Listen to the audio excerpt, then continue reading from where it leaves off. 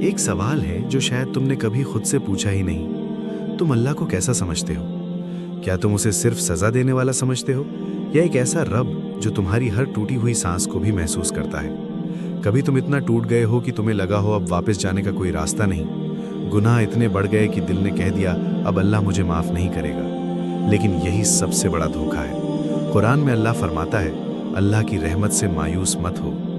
سوچو، جب اللہ خود کہہ رہا ہے کہ مایوس مت ہو، تو پھر تم کون ہوتے ہو امید چھوڑنے والے؟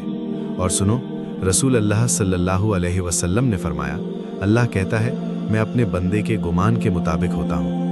مطلب تم اللہ کو جیسا سمجھتے ہو، اللہ تمہارے ساتھ ویسا ہی معاملہ کرتا ہے۔ اگر تم سوچتے ہو کہ اللہ تمہیں ریجیکٹ کر چکا ہے تو تم خود اپنے لیے رحمت کے دروازے بند کر دیتے ہو۔ لیکن اگر تم کہتے ہو یا اللہ میں ٹوٹ گیا ہوں لیکن مجھے یقین ہے تو مجھے کبھی چھوڑ نہیں سکتا، تو اس وقت آسمان کے دروازے کھل جاتے ہیں۔ تم سوچتے ہو تمہاری دعا کہاں جاتی ہے؟ کیا وہ ہوا میں کھو جاتی ہے؟ نہیں، تمہاری ہر ایک دعا سیدھا اس رب تک پہنچتی ہے جو تمہاری رگ رگ سے واقف ہے۔ یہ پوری کائنات، یہ ستارے، یہ پھلک، ان میں کوئی طاقت نہیں اگر اللہ نہ چاہے۔ لیکن جب تم اللہ کے سامنے ہاتھ اٹھاتے ہو تو اللہ اپنے حکم سے پوری کائنات کو تمہارے لیے کام پر لگا دیتا ہے۔ راستے بنتے ہیں، مشکلیں ٹوٹتی ہیں، اور وہ چیز جو تم نے مانگی ہوتی ہے دھیرے دھیرے تمہاری طرف چل پڑتی ہے۔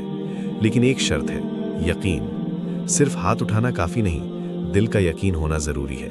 تم بس ایک بار سچے دل سے جھک جاؤ اور کہہ دو، یا اللہ مجھے یقین ہے تو مجھے دے گا۔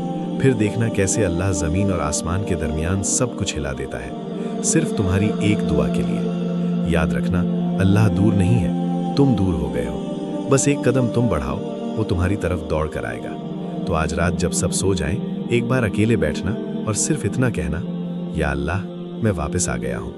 اور پھر جو تم محسوس کرو گے وہ لفظوں میں بیان نہیں ہو سکتا، کیونکہ تم اللہ کو جیسا سمجھتے ہو اللہ تمہارے ساتھ ویسا ہی ہوتا ہے۔ ویڈیو کو لائک کریں اور چینل کو سبسکرائب کریں۔ ملتے ہیں اگلی ویڈیو میں۔